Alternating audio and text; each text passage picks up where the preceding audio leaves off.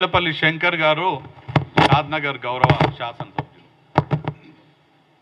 ఈనాటి పత్రికా సోదరులకు అందరికీ నమస్కారాలు.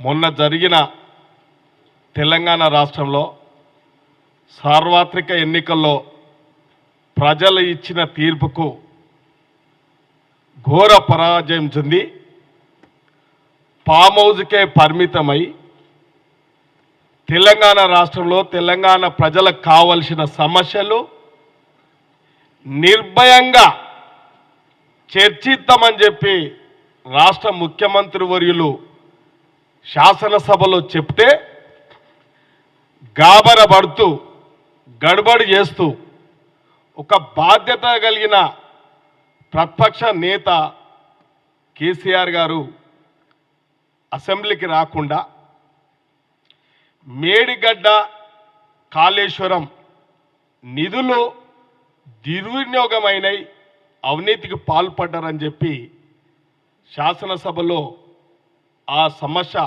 లేవనెత్తుతూ ఉంటే మతి భ్రమించి ఫిబ్రవరి 13వ తారీఖున శాసనసభ్యులు పత్రికా సోదరులను స్వయంగా కాళేశ్వరం యొక్క అవినీతిని, నాణ్యత లేని ప్రాజెక్టులు నిర్మాణం చేసిరని చెప్పి ముఖ్యమంత్రి వర్యులు అక్కడ అందరి సమక్షంలో పరిశీలిస్తామని చెప్తే ఇవాళ దొంగలకు గజ దొంగ కేసీఆర్ మహబూబ్నగర్ పాలమూరు ఎత్తిపోతల పథకం గురించి నల్గొండ పోయి నీవు పూర్తి చేసిన ప్రాజెక్టు ఎత్తిపోతల పథకం పాలమూరులో ఉంటే నువ్వు నల్గొండలో పోయి తాగి మాట్లాడుతున్నావో, మతి భ్రమించి మాట్లాడుతున్నావో, అధికార దాహం ఇంకా ఉందో నీకు, కానీ పచ్చి మోసం చేసి పాలమూరు ఎత్తిపోతల పథకం మీద వలసల జిల్లా అని చెప్పి ఒగల్వడి ఆ రోజు ఆ ప్రాంతం పాలమూరు ప్రాంతం రైతులను, పాలమూరు ప్రాంతం ప్రజల మోసం చేసి 2009లో ఎంపీగా పోటీ చేస్తే అక్కడ పాలమూరు బిడ్డలు, అమాయకమైన బిడ్డలు, నిజంగా ఈ జిల్లాకు నిజంగా సాగునీరు వస్తుందేమని చెప్పి ఆశపడి ఆ రోజు ఎంపీగా నీకు అవకాశం ఇచ్చింది వాస్తవం కాదా? ఆ రోజు అవకాశం ఇచ్చిన నీవు ఎంపీగా ఇవాళ తెలంగాణ నీళ్లు నిధుల మీద పోరాటాలు చేస్తే పాలమూరు బిడ్డలు నీకు అండగా నిలబడ్డారు. ఆ రోజు నీవు అధికారంలోకి వచ్చినాక ఒకసారి ఎంపీ, 2 సార్లు ముఖ్యమంత్రిగా నువ్వు పదవి కొనసాగించిన, ప్రజలు నీకు సహకరించిన పాలమూరు రైతులను, పాలమూరు బిడ్డలను నువ్వు పచ్చి మోసం చేసింది వాస్తవం కాదా? ఇవాళ ఆ స్థాయి నాయకులు కూడా అబద్ధాలు నిజాలు చేస్తామనుకుంటే ప్రజలు ఎవరు నమ్మే పరిస్థితుల్లో లేరు. నీ గారెడి విద్యలు, నీ కర్కట విద్యలు ఎవరు నమ్మరు. కాబట్టి ఇవాళ నీవు దక్షిణ తెలంగాణను పూర్తిగా వివక్షతకు గురి చేసినావు. నువ్వు దక్షిణ తెలంగాణకు నీవు 5 లిఫ్టులు 6 రిజర్వాయర్లు అని చెప్తే ఇవాళ ఒక్క రిజర్వాయర్లో కూడా చుక్క నీరు లేదు. కానీ నీవు చేసింది 12,40,000 ఎకరాలకు సాగునీరు ఇస్తామని చెప్పి ప్రగల్భాలు వలికిన నీవు, అవకాశం అంది వచ్చితే మోసం చేసినావు నువ్వు. కాబట్టి ఇవాళ దక్షిణ తెలంగాణకు పూర్తిగా అన్యాయం చేసిన పార్టీ ఏదైనా ఉందా అంటే టీఆర్ఎస్ పార్టీ, కేసీఆర్ అన్నట్టు చెప్పక తప్పదు. కాబట్టి ఆ ముఖం లేకనే ఇవాళ నల్గొండలో పోయి మీటింగ్ పెట్టినావు. నీకు దమ్ము ధైర్యం ఉంటే మా నాయకుడు రేపు పోటీ చేయబోతున్న మహబూబ్నగర్ కాన్స్టిట్యున్సీకి మా నాయకుడు సవాల్ విసిరిండు. నీకు దమ్ము ధైర్యం ఉంటే మేము కూడా నేను కూడా ఆ సవాల్ విసురుతున్నా.